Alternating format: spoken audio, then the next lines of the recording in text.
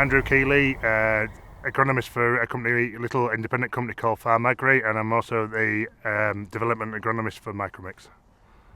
Can you tell us what you've got here at the cereal stand? So basically we've two replications of 3 plots. So there's wheat, maize and sugar beet, and we're basically demonstrating Micromix's products, how they make crops grow better and survive a typical day like today with this dry weather, and hopefully basically demonstrating our wares. Yeah. Just tell us a little bit about what you've done to the plots. There's obviously an untreated. So the wheat plots will have a completely untreated segment. So they're 8x4 plots, so there's 4x2 metres is completely untreated.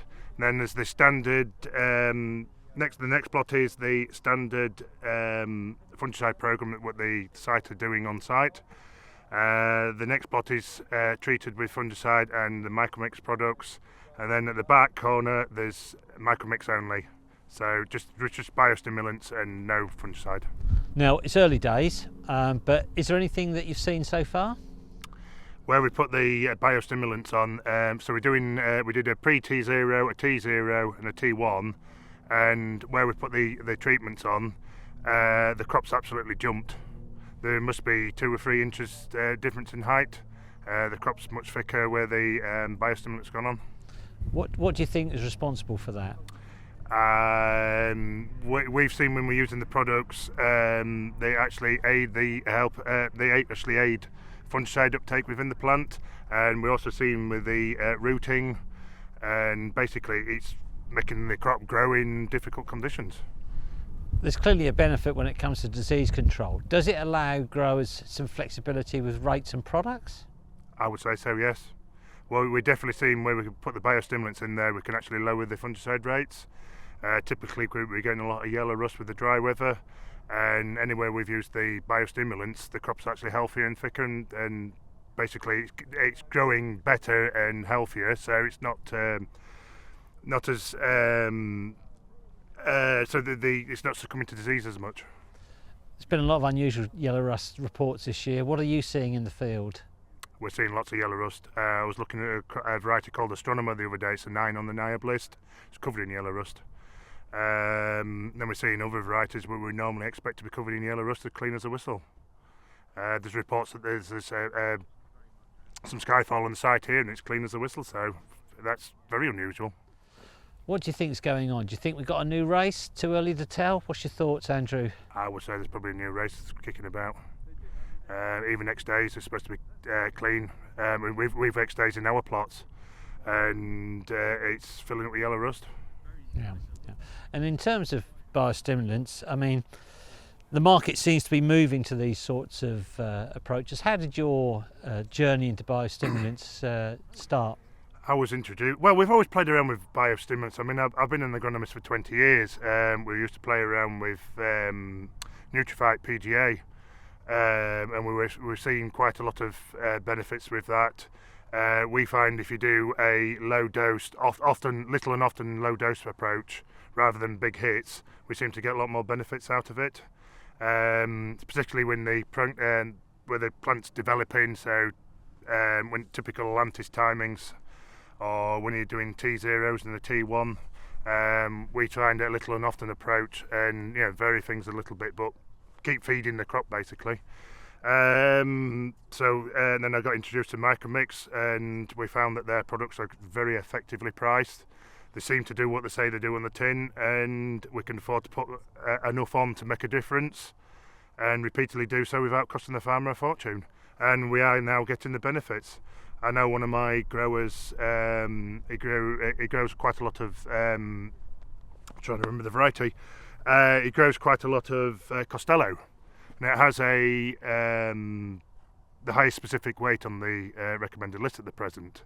But he takes his grain into storage, and for the last 5 years in a row, he has won the highest specific weight of any variety taken into the store. He's consistently getting 82s, 84s, 85 hectolitres bushel weights. Even to the point where the chap who stores the corn, who's also a farmer himself, is like, what the hell have you done here? he's wanting to know where we get the stuff from, and he started buying it. And what do you think that's actually doing to the specific weight? What do you think the buying? So specific weights are a function of carbohydrate synthesis within the grain and obviously storage. So the higher the specific weight is, the higher the carbohydrate content of the grain is. So obviously that's coming from photosynthesis and green leaf retention. So the longer we can keep that crop green, the more that it's going to assimilate carbohydrate within the grain, and it's obviously filling the grains out. And in terms of the plots here, have you just treated it with one particular product, or has it been a regime of products? What have you actually done on the treated plots? So the actual product we've used is Proplex, and I think the last treatment was actually a product called Bioplex. So basically Bioplex is Proplex, but then there's 10% manganese added to it.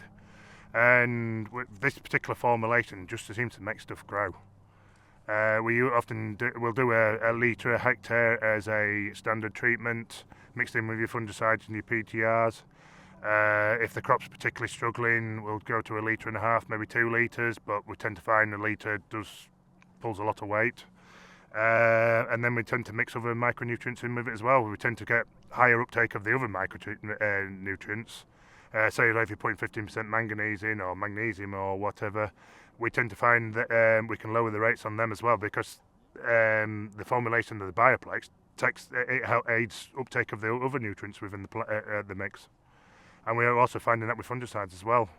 Our typical T1 this time, as there's very little septoria about, we now tend to be, we've majored on Prosaro and azoxystrobin, and we're finding our T1s at the moment, we're doing them from as little as £12 an acre. Yeah, that's very good, isn't it?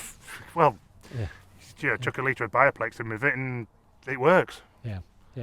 And in terms of, some farmers still appear slightly sceptical, Andrew.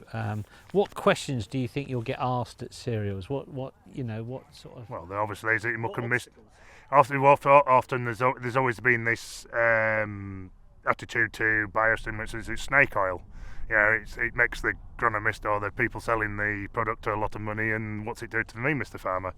We're finding now it really does what it says it does on the tin. I think there's a lot of other products out there, some are good, some are not. Really, at the end of the day, it's years like this when the weather's poor or things are dry, or when things are in a lot of stress, where you see biostimulants actually pull the weight. I was always told as a trainee, you need at least 15% variance in the crop to actually be able to see it from the eye. Whereas it's seeing things like the biostimulants now, they're standing out like a sore thumb. So they're obviously doing something. Yeah. Talking about this year, it has been another unusual year. How important is resilience now in farming systems? Sorry, repeat the question. We've been talking about this year and how dry it is and all the rest of it. How important is resilience in farming systems? Well, it's the difference between profit and loss, isn't it? If your crops aren't resilient, and obviously we're lacking water, so anything we can do to try and keep the crop growing, because at the end of the day, yield is king.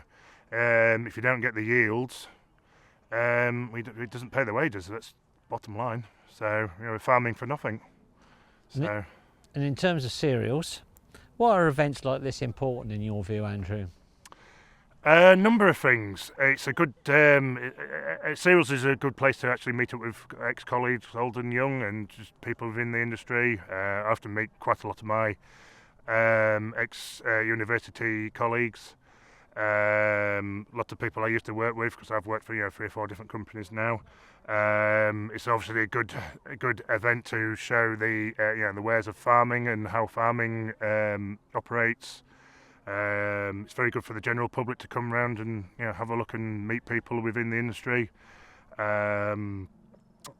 It's a very good technical event, first and foremost, I should really say. Often we go around a lot of other sites and people that are exhibiting here, and we go to learn stuff really, and and meet new people that we wouldn't normally meet when we sat behind our chairs in our offices. So, And is there anything this year that you particularly also want to look at, whether it be machinery or some new chemistry or some new varieties? well, we always find that the varieties demonstrations are very useful on the NIAB stand. We also go around the technology stands and just see what new stuff's available. I'm quite into my precision farming, and there's most people that we want to speak to generally here, so it's a good event to go and learn something different. Brilliant. Thank you.